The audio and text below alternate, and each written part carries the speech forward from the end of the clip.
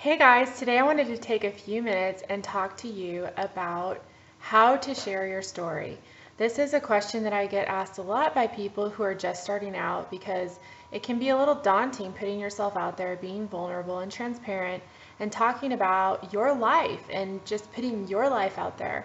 I know it's hard at first, but I can tell you that from experience that the more you do it and the more you practice this, the easier it will get and the better you'll get at getting your story across. And I know from experience also that people really connect with people who are transparent and maybe a little vulnerable and who just are open and willing to share. That's the best way that we learn, is by seeing other people's progress. And I just want you to think back to the time when, before you started losing weight, before you got fit, and just try to remember how you felt. And wouldn't it have been awesome if somebody had just said, hey, this is where I was, I was where you are, and this is what I did, and this is how I got myself out of my mess, right? And this is how I turned my mess into my message.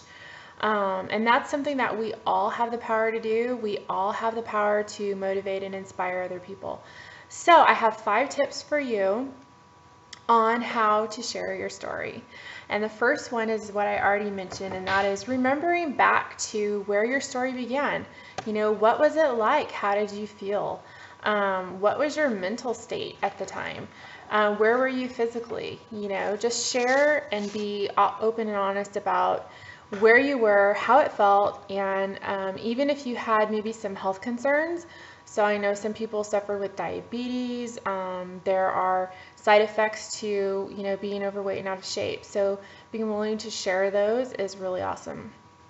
Number 2 tip is sharing your aha moment. So that's the moment where everything just kind of came into focus and you said, okay, enough's enough. I've been playing around with this for long enough. I've been saying I was going to do something about it. I've been wanting to do something about it. Now it's time to put up or shut up and actually do something. So what was that moment? What triggered it? What was the catalyst that made all of that happen and come into focus? What was the spotlight that shone down on your situation? What was your commitment? Because we know it's all about commitment, right? So what was that commitment driven by? What was your why? What was your goal? And number 3 is, what was your plan of action? So you said you had that aha moment and you decided that this was the moment, this was the time where everything changed and where you were going to take control. What was your plan? What did you choose to do in order to accomplish that?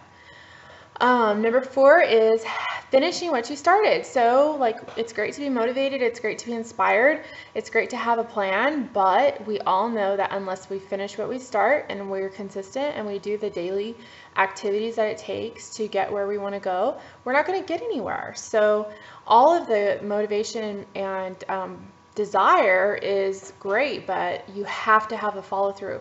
So how did you keep yourself motivated? What did you do? What steps did you take to stay motivated? When you were down, when you had those moments where you got discouraged, and we all have them. And part of being transparent and open is sharing those times, because your followers are having those moments right now.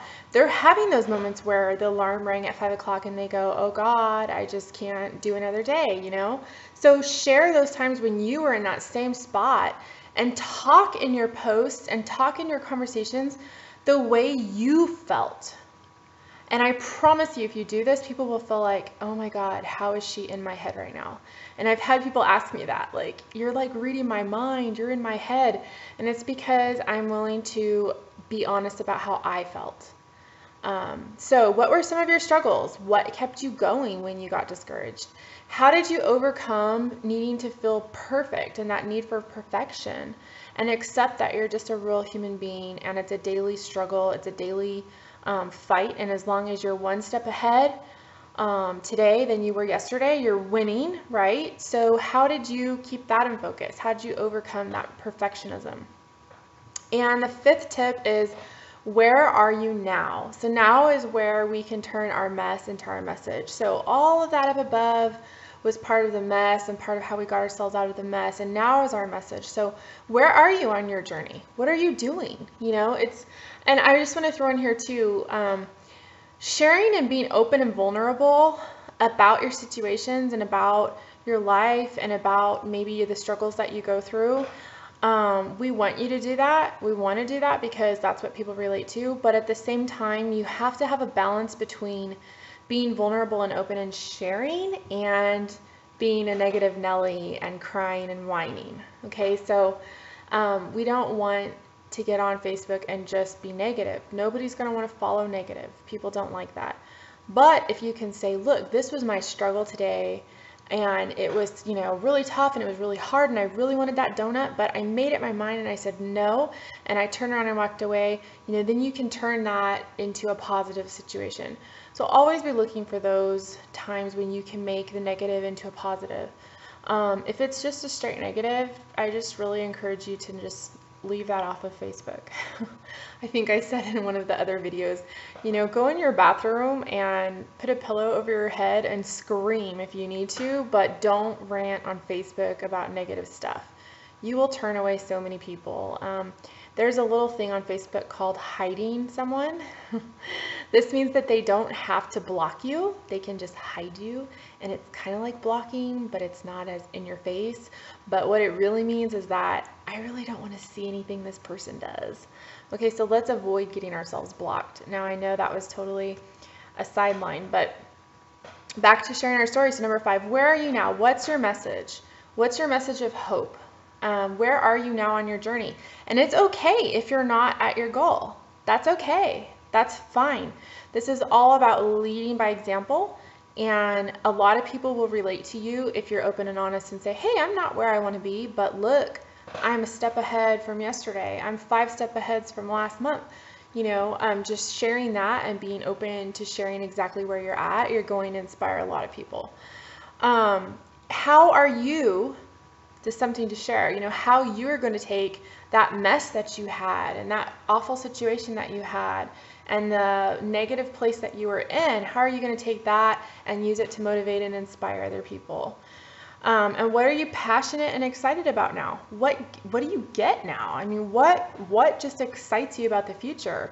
How is that excitement now that you have about your future different than where you were a year ago, 6 months ago? I hope that you take this and run with it, because I know that sharing my story and just being open and honest with people has been a major, major, major boost to my business. And without my story, I probably wouldn't really have anything right now. That being said, I don't want to discourage anyone. Like, I know we have some coaches who maybe didn't have 50 pounds to lose. Maybe you only had 10 pounds to lose. That doesn't mean that you don't have a story. I know the most common one is going to be a weight loss success or a fitness success, but that doesn't have to be your story. Your story is you. So just think back to what it was that spurred you on to a fitness kick. What was it? Maybe you've been in fitness all your life. What was it that spurred you to become a coach? That can be your story, your desire to help people. Think back to a time in your life when you struggled, and it doesn't have to be fitness. And I know we all have struggles. Nobody's perfect. So don't try to tell me that you don't have a struggle, because I'm going to definitely call you on that. We all have had struggles, and it's just about looking back and pulling up those memories, which might even sometimes be a little painful, and just, reliving that a little bit, remembering what it was like, and being willing to be transparent. Okay, so I'm looking forward to hearing all about you. Let's go.